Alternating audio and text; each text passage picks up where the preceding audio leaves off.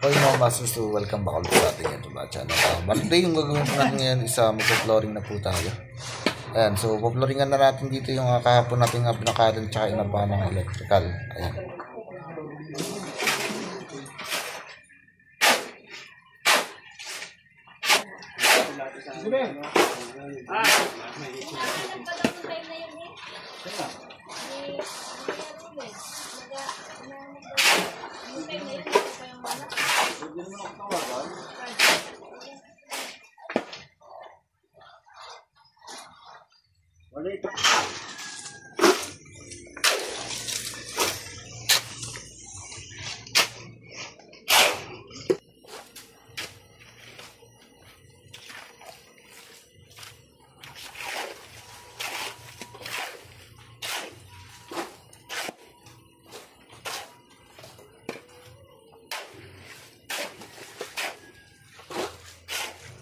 So ginagawa natin mga master, bali abot-abot tayo. So inuna muna natin dito guys yung sa part ng may pintuan para mamaya isa makatikas na, and then pwede na natin siyang daan-daan. So dito na tayo sa may kanto mga master.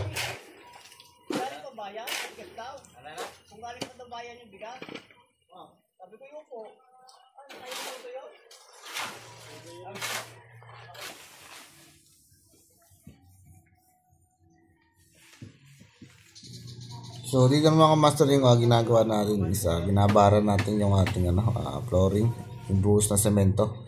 So may pinagbabasayan tayo to guys yung ating mismong tanse para yung ating flooring isa maging pantay, so naka-level. Ayan. So yeah, pantay lang natin.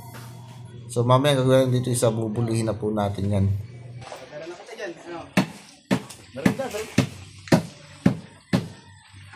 Wait. Serbesan niya pambutos mo dito. Ay, pasuyo ako niyang agad. Okay na.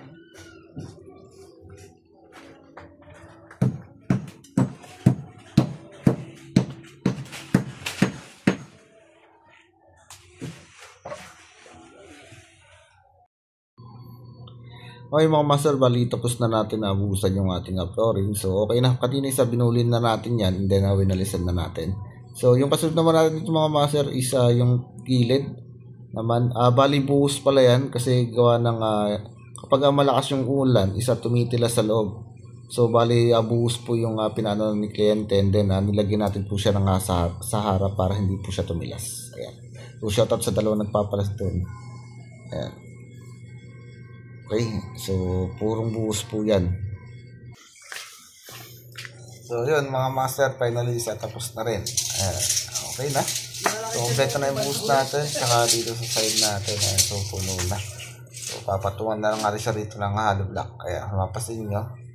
So napakatibay niyan, gawa ng wala tayong hollow block.